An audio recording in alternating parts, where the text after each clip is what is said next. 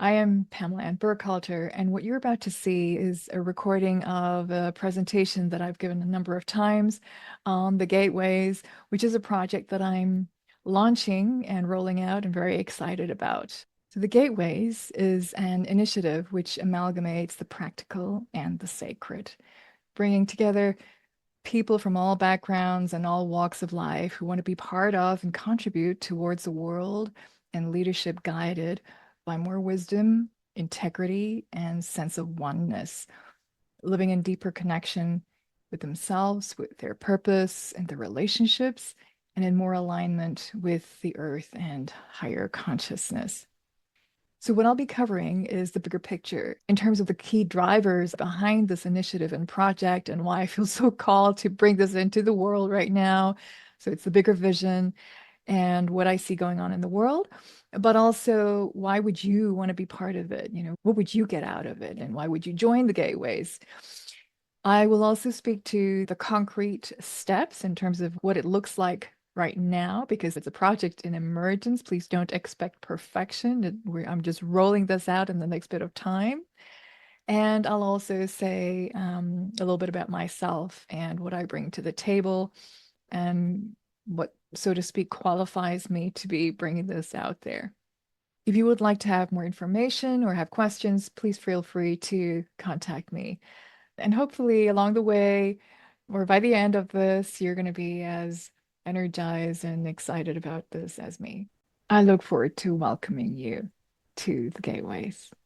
So, the Gateways, what I'd like to share with you is the bigger vision, what has become a calling to me. It feels very ambitious.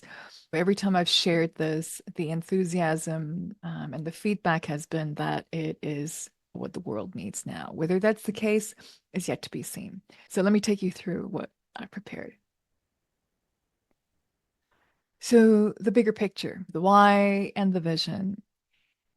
First of all, no matter how good our intentions, we don't know what the consequences are. We can have the best intentions. I know this from my own experience, but also from what I'm witnessing. There's this saying, the road to hell is paved with the best intentions. And I think if we look at some of the most incredible inventions out there, they started off with the best intentions, but depending on whose hands they fall into and how they're used, they can be used for good or for not so good. Everything is unknown. Change is the only certainty. Everything changes from one moment to the next.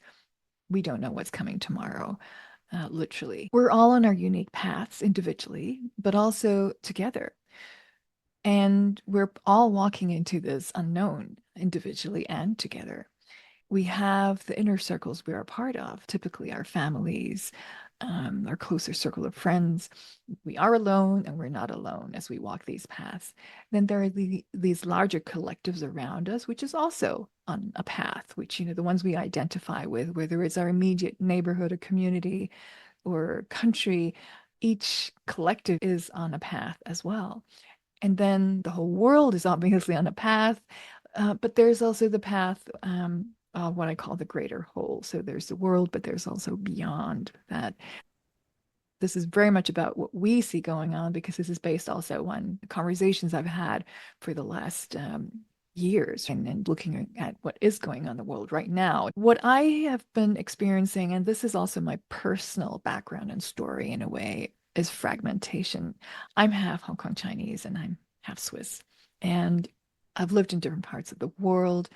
And I have, for the longest time in my life, felt torn apart, having this inner conflict, but also I felt torn by so many pieces of the beautiful jigsaw puzzle around me in my life. The sense of having choice. So there's the inner conflict or inner fragmentation, but also being pulled by all the aspects of life, like family, friends, work, pulling at me, at us. So this being pulled apart has been this constant theme in my own life. And that's also what I'm witnessing in the world today. A lot. It's always been around, but it's come to the surface in such a way that it's so visible. Is blaming, shaming, finger pointing, this right or wrong. So there's this divisiveness and separation, which has become so visible to the point of wars that we would have long hoped to be over, but have been with us for centuries, if not longer.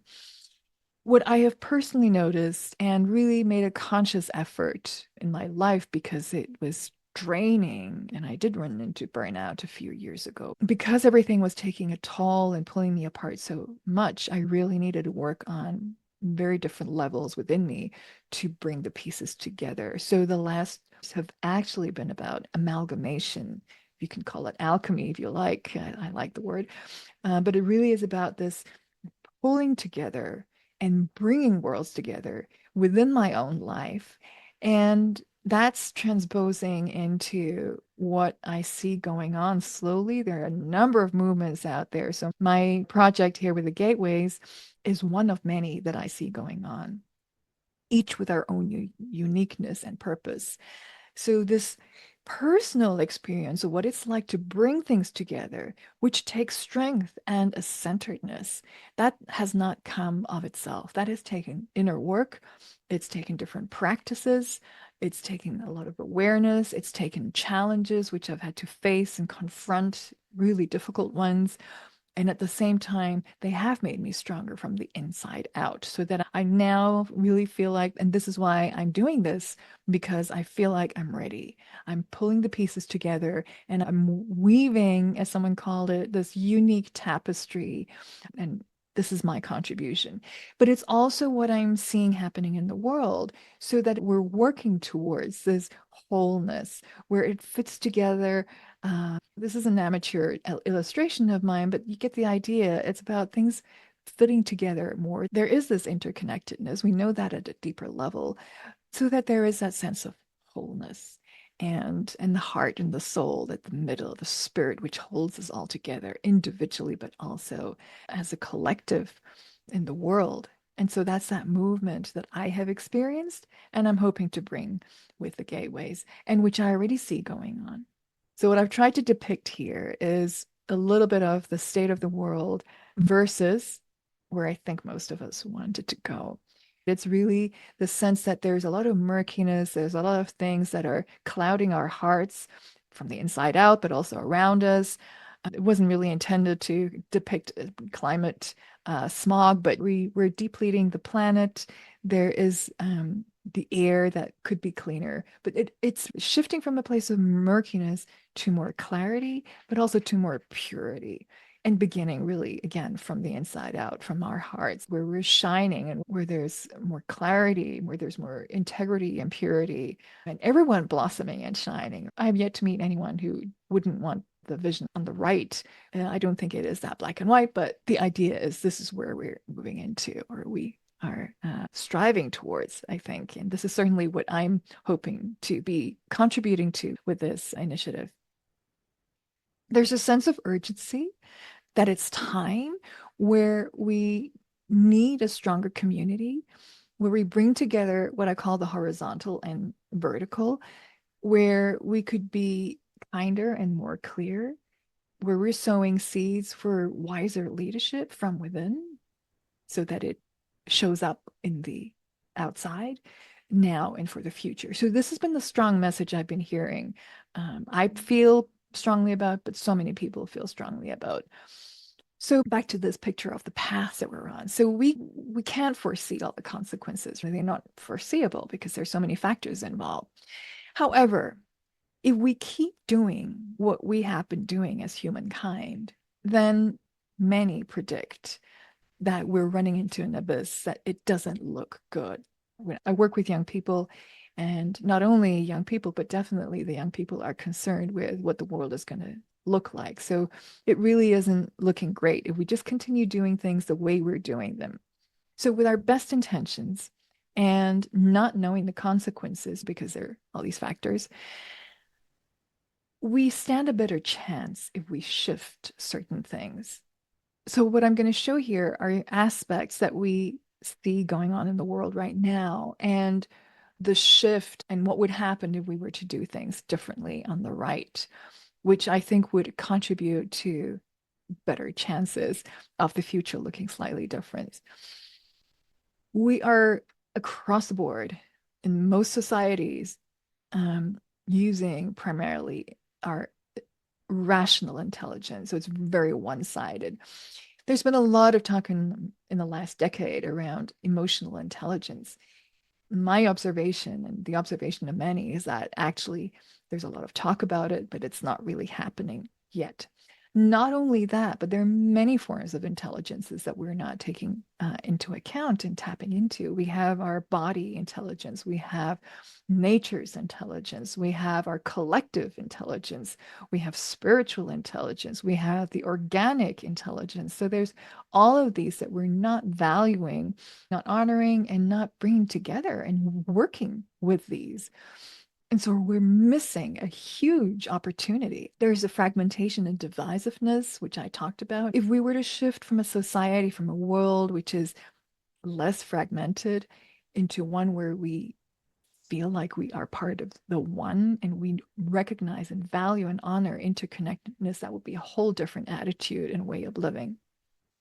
There's still a very clear focus on the material. I think during COVID, many people started to question this and recognize that there's more than the material. There's a lot of talk about the new normal, but in the meantime, I don't hear that word anymore. So, what is the new normal? Many aspects have gone back to the way it was in a different form, perhaps, but there's still that focus on the material and what we see, but also in having things. Whereas if we were to shift towards a world where we bring together the invisible and the visible, because that aspect is there, there is something much larger than us. It's undeniable. If we were to work with that more and bring in the knowledge from the ancients, the wisdom, we would be in a different place. We live in a world which is visibly driven by wanting. Addictions, and when you think addictions, we're not even talking about alcohol or drugs, work, social media. The younger generation are grappling with a whole different line of addictions on top of the classical ones. There's so much of this. I'm addicted. We all are in one form or another. It takes a lot of effort to not be in a place of wanting. And if we were to be able to shift this, which takes a lot of mindfulness, a lot of awareness and consciousness, it is an effort. But this would be a whole lot healthier if more of us shifting to a place of less desperation, if we were able to shift to the place of more stillness, more of being instead of wanting, of content without needing something of the external to satisfy us. If we can be and enjoy presence in the joy of good company, which doesn't have a price tag to it, it would be a very different world. We still see power in the hands of a few and power over others. So the traditional pyramid, we still see that just about everywhere. In whatever institution, it begins at home, in small organizations, in big organizations, in politics. It not only feels like it's still like that, sometimes it seems to me it's even more so than in the past, increasingly in the hands of a few. And moreover, I think the last years have shown that there's so much we don't see. And there's powers that are hidden behind the powers, which creates a lot of uncertainty. If we were to be able to shift this, which is a huge one, to being more participative, to having power with, and to tap into each other's intelligence and contribution, this is a huge shift because it actually requires those who have power to be willing to share and to let go. And letting go is one of the biggest challenges we've got as people, let alone as whole societies.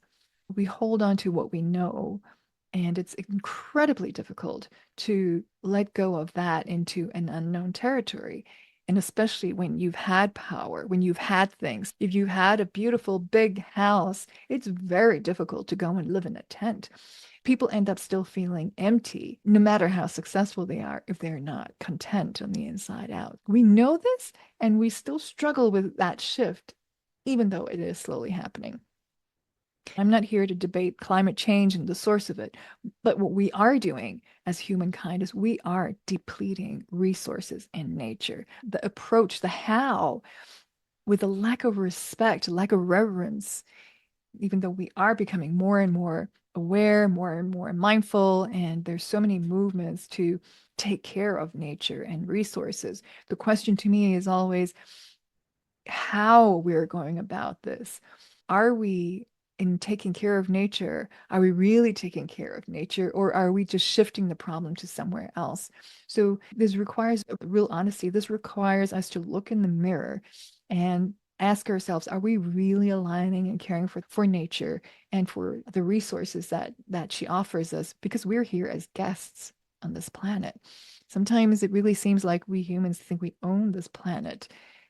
This is an inner stance of caring for rather than exploiting or using it purely for our own, in our own interest, at the expense of others, whether it's other people, which still happens, or other beings, including both the sentient and the non-sentient beings. There's still an overall lack of awareness and consciousness. I think to a certain extent, there's a lot of denial, there's a lot of fear, anxiety around what would happen if we do make these changes.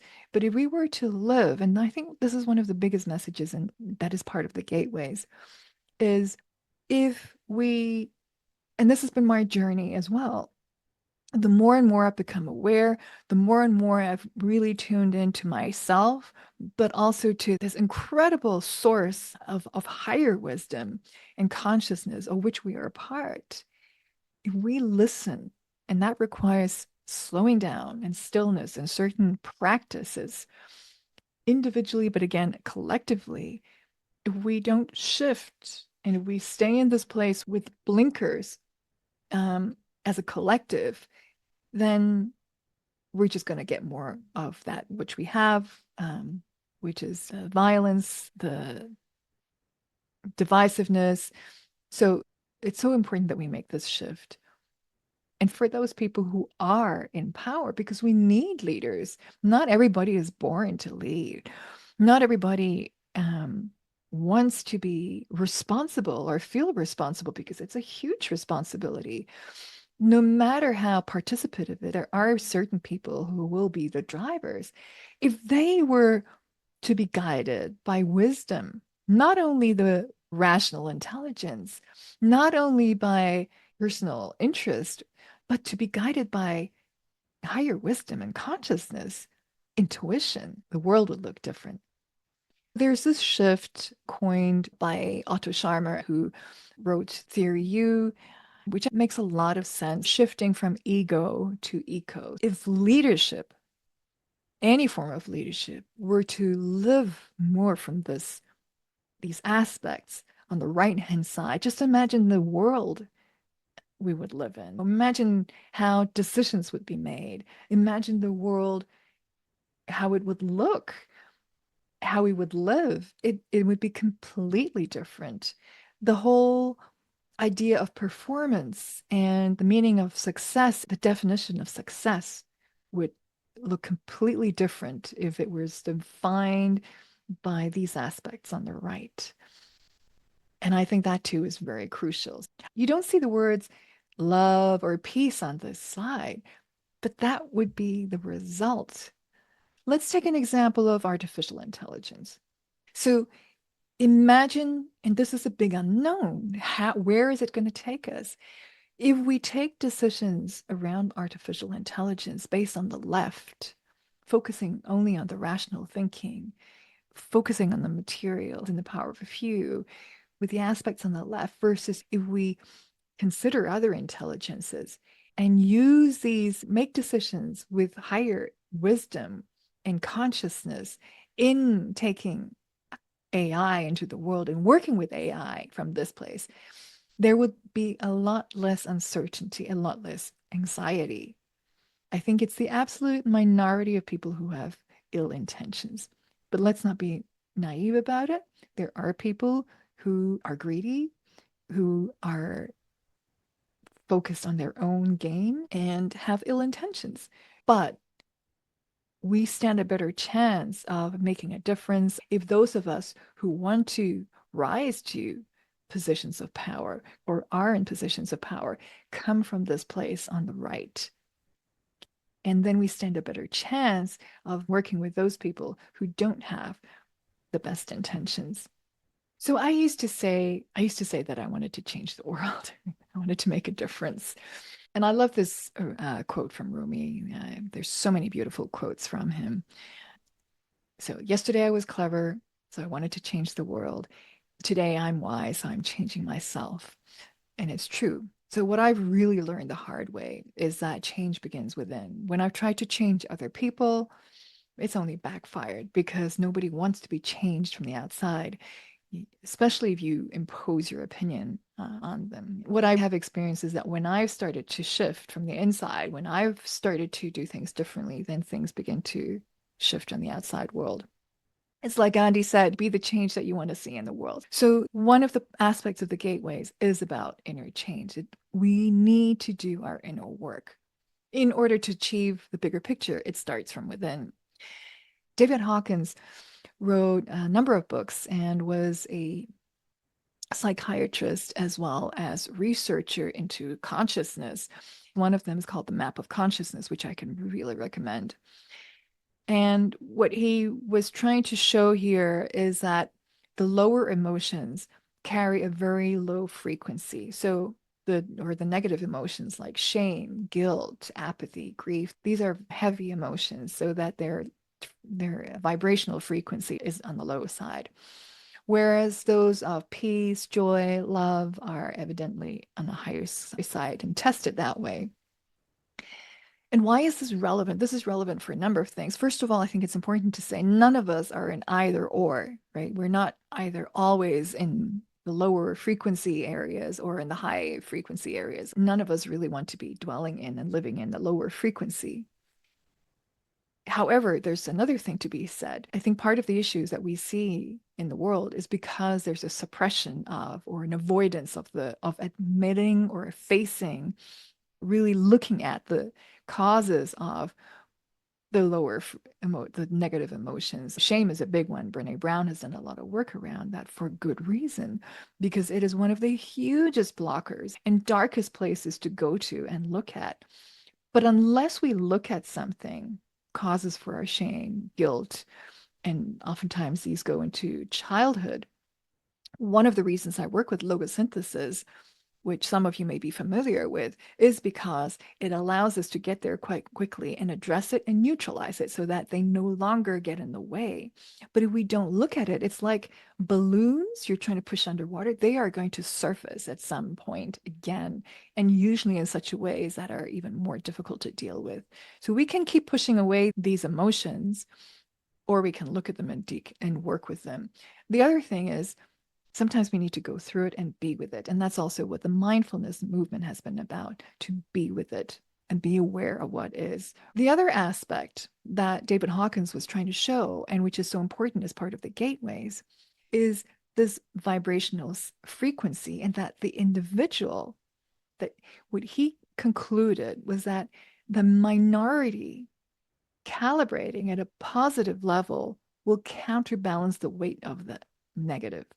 So I don't have the scientific evidence, but let's just assume for a moment, even if it weren't true, the statement is one person at the level of love, which was very high on 500, counterbalances 750,000 individuals below 200. And 200 is a threshold of courage, which is a very important threshold, by the way.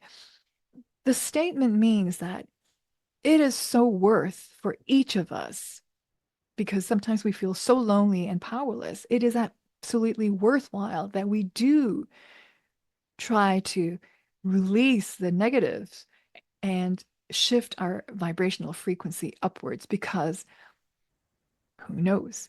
Even if it were counterbalancing 5 others, it doesn't matter. It is making a difference. And connect this to this other thought.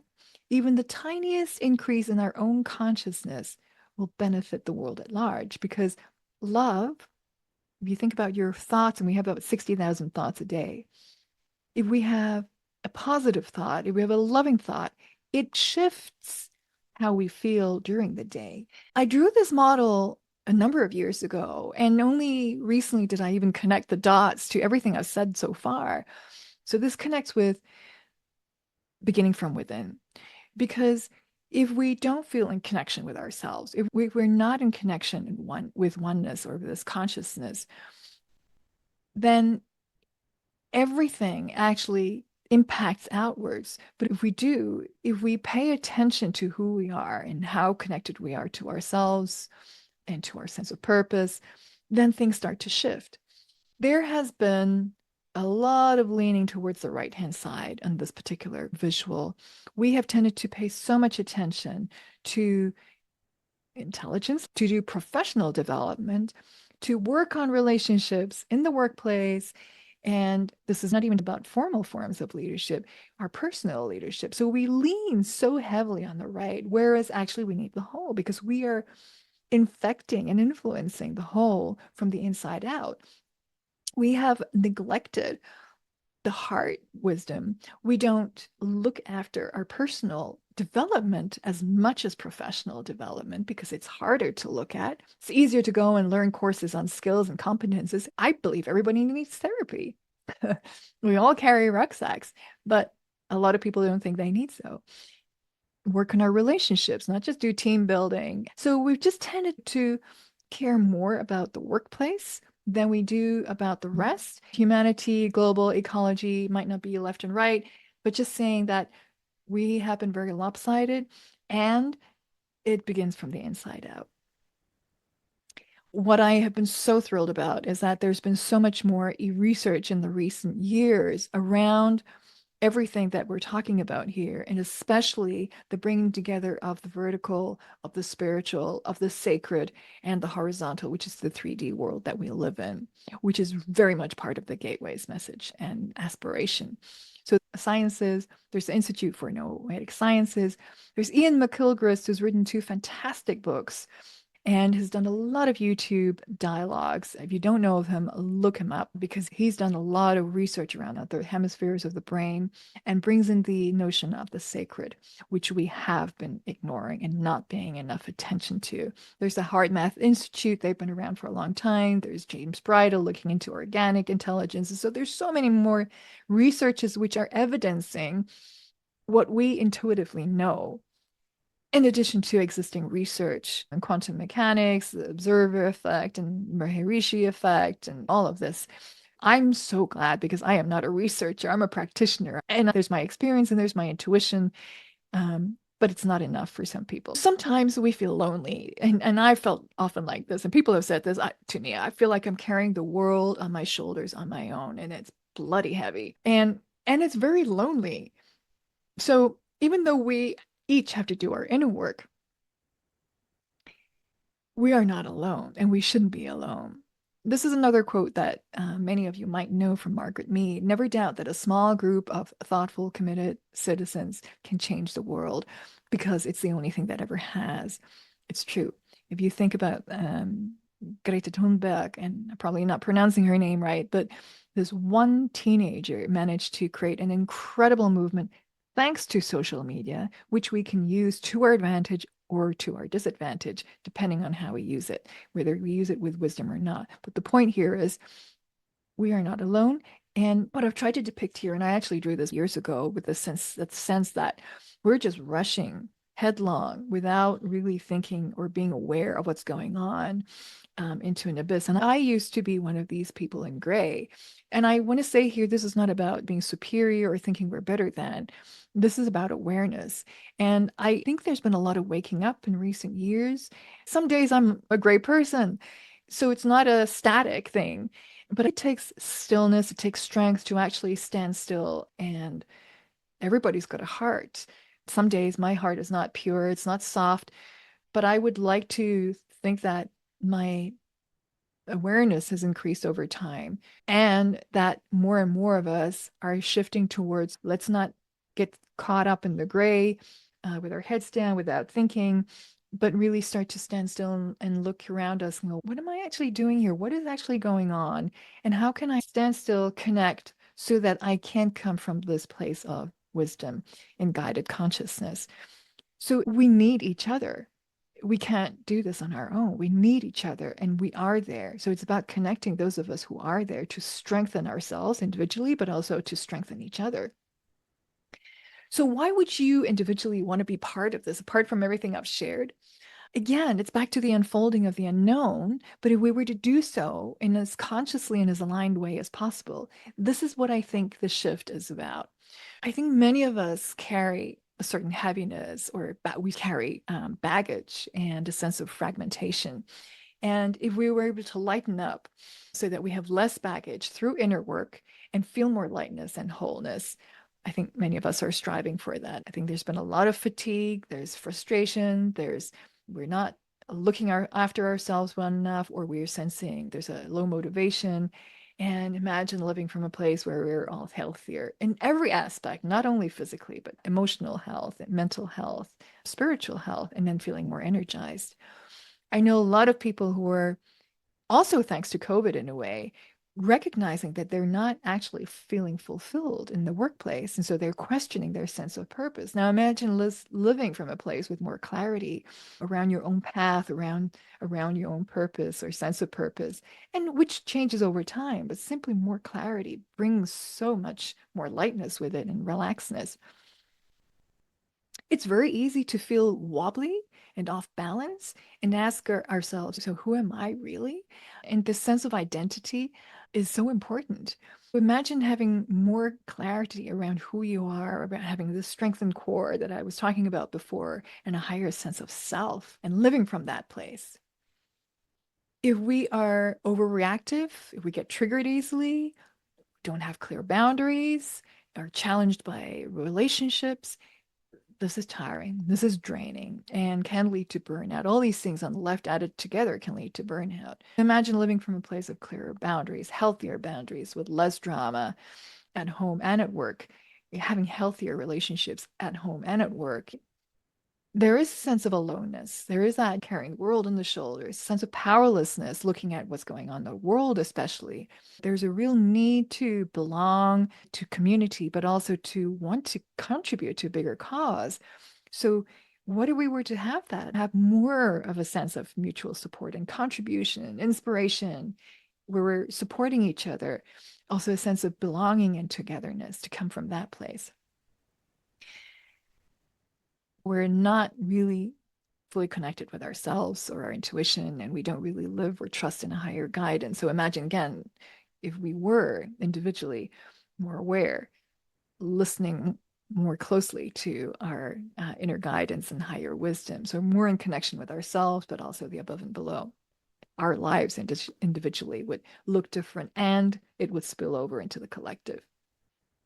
In a nutshell, why are you here? What would you want?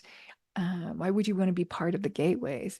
Because we want to shape a better future, beginning with ourselves. We want to live a life in more wholeness and more fulfillment and more alignment. And we want to be part of a caring and sharing community. When I say alignment, I mean the alignment with ourselves, but also with the above and below. So, what are the gateways and what does it actually look like? This is a model that I developed over the years, beginning with myself. And in the meantime, I've shared it with many clients. The gateway, the word came because of many reasons. I painted the stone because it's like having a key to oneself. Gateway means a door, portal, and it's a gateway to a journey as well. It's a gateway to connection with ourselves, with other people, with our soul, with our spirit, with above and below. And this model is holistic and it covers the most essential aspects in life.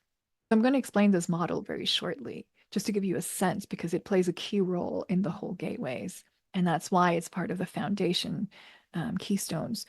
At the core, you've got heart, mind, hands, soul, and spirit. What I mean by that is we have to look after our physical, our emotional, our mental, our spiritual, our energetic, to be in touch with our spirit, our soul.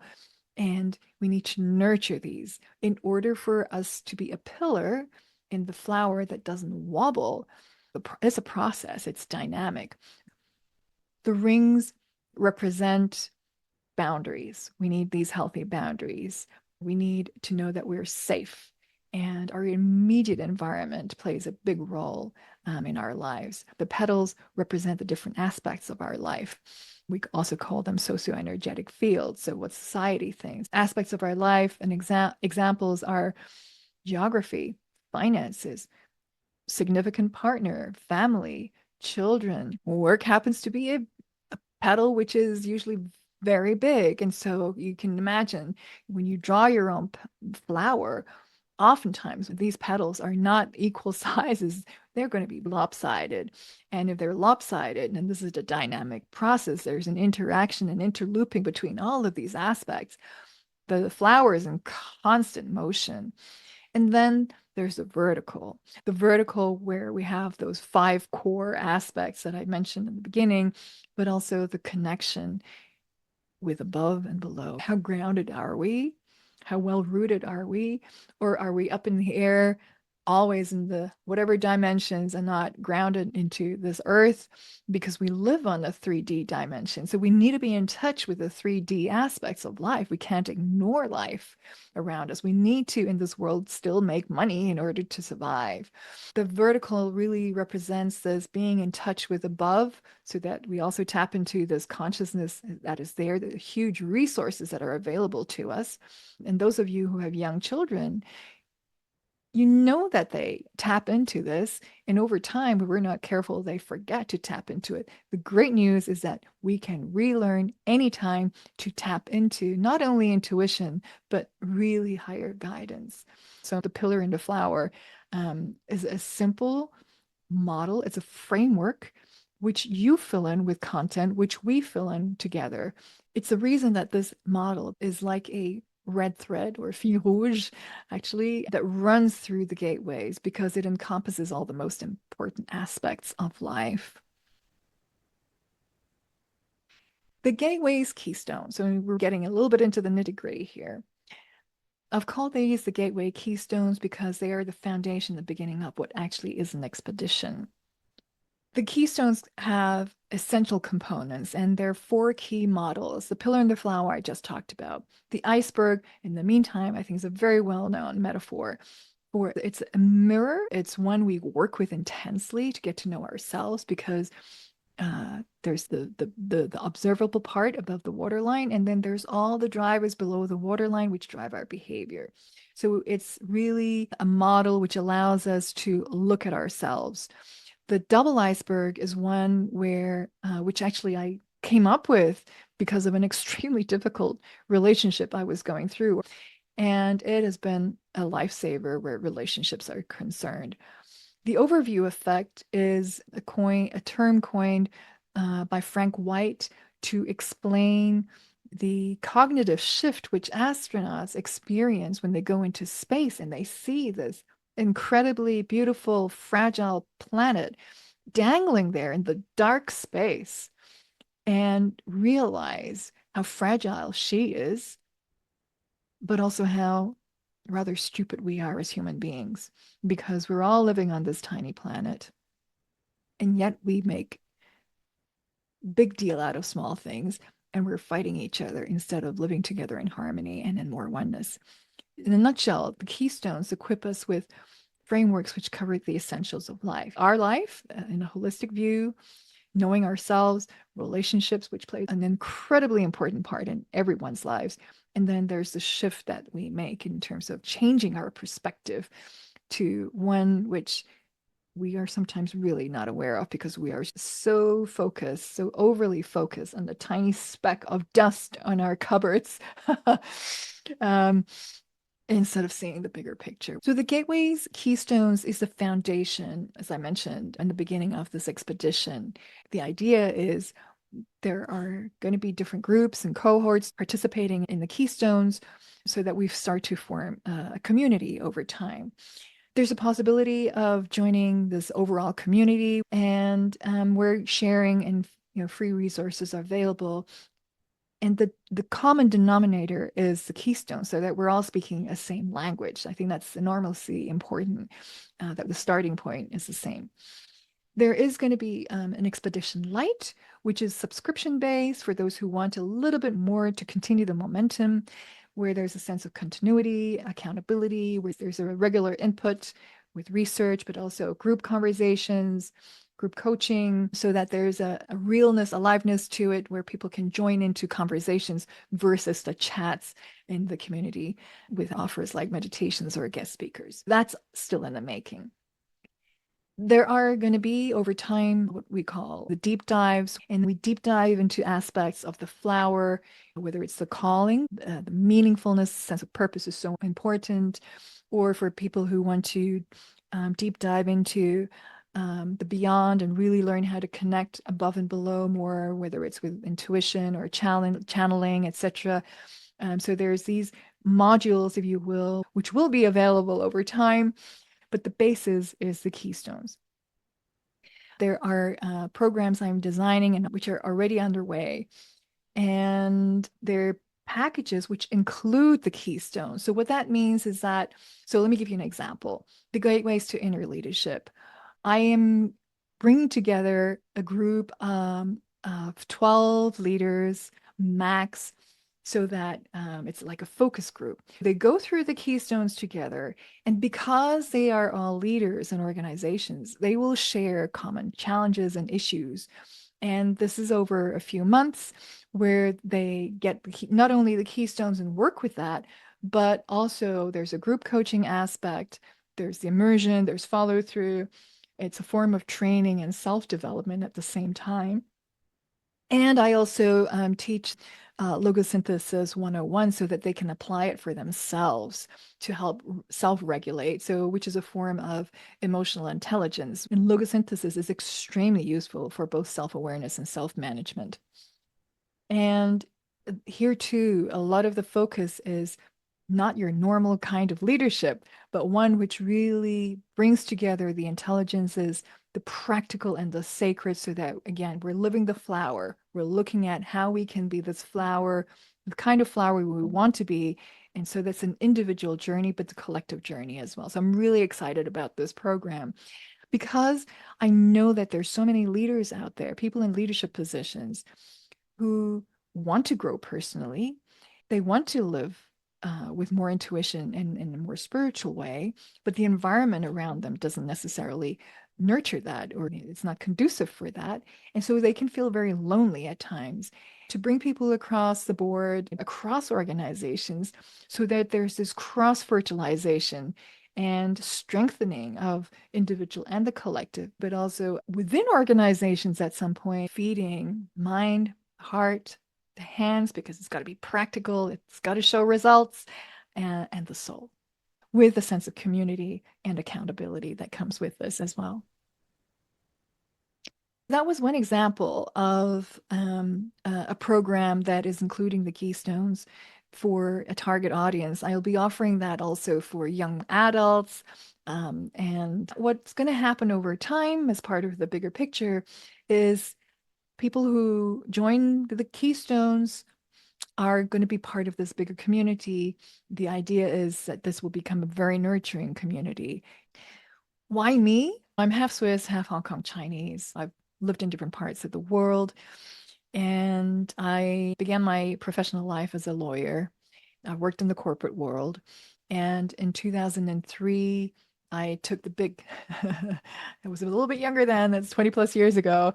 I took the big leap into running my own business. It wasn't easy. So I have a lot of stories to tell, a lot of stories, both professional and personal stories, which have not been easy. It's not been a walk in the park. Sometimes I say, like a dolphin swimming amongst sharks, I am like a headbanger because I banged my head so many times in life. But every bang has taken me into another direction. And it's hurt. It's been painful. And at the same time, I am extremely grateful and blessed and thankful to be where I am now today. As a person, I have grown so much over time. So I've been in leadership development and personal development since 20 plus years. I have learned all these models along the way, thanks to others, which I will also bring into the gateways. I'm part of a beautiful community known as the Art of Hosting, and we bring in this participatory leadership element into dialogue. Really, it's all about tapping into the collective. It is a global community, and it's the inner stance which makes it big difference. I speak several languages, depending on how you count, 5 to 7, and I love languages. One of my specialities, I'd like to say, but also what's so important to me, simply because of my own personal story, is safety. So creating this safe space for people to speak from their heart, to be vulnerable without worrying about being judged, without worrying about shame. It's so important that people are able to say what's on their mind, what's in their heart, without anxiety or fear of repercussions. And I hold that extremely dearly because I've been in the end of it where it hasn't been safe, and I know what that's like. So I hold that with deep respect. I'm also a trainer in logosynthesis. That's been a journey in itself since 2008. I love it and I'm good at it. I have multiple certifications. I used to be someone, and I still am, who I can't stop learning. And so I've done different kinds of coaching training, nonviolent communication with Marshall Rosenberg, neurolinguistic programming, hypnotherapy, core qualities. So I bring a lot into this, including, last but not least, training in the metaphysics and channeling. So I offer meditation, channel meditation, both for groups and individuals. And I've also taken courses on this, also in the Akashic Records. These are just some of the models that I have learned along the way. I'm just throwing this here. I'm not going into this, but it's just to say, and I'm not alone here. Many coaches know this, but next to all the things I've shared, I can pull, and this is one of the things with the gateways and in the group coaching, it is customized to the groups I work with. So depending on where the conversation is, depending when the clients are individually, but also as a group, I will bring in the relevant model to support the conversation and to support the learning in the group. And these are just some of them. What's really important to me about the gateways and about the work I do and about this community and all the group work that I do is a high sense of integrity.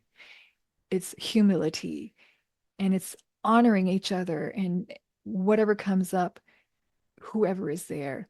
And we're working with Emergence because I'm hoping that this is going to reach a lot of people from different walks of life, different cultures, different situations, and different political opinions, perhaps. This is not about right or wrong. This is not about knowing better. I'm a guide, I'm a host, I have my content, I have certain experience, I will bring it in. But it's an invitation for everyone to bring themselves in and to do so in such a way that there isn't a sense of superiority, no matter what happens. You're not seeing the words peace. You're not seeing the words love. For me, that's a no-brainer that we want that. But these are principles to be here with integrity. I'm going to close on this note with a lovely quote that some of you may have seen from Iyab. I don't know how to pronounce his name, who is a Nobel Prize laureate. And let's look at the words. When a system is far from equilibrium, small islands of coherence in a sea of chaos have the capacity to elevate the entire system to a higher order. I think we're not in equilibrium in the world. And so we need these small islands of coherence in the chaos that we're experiencing around us so that we can together elevate the entire system. And this is so connected to what I shared before around David Hawkins' work. And our individual work is so important. The importance of being with others to form a small island.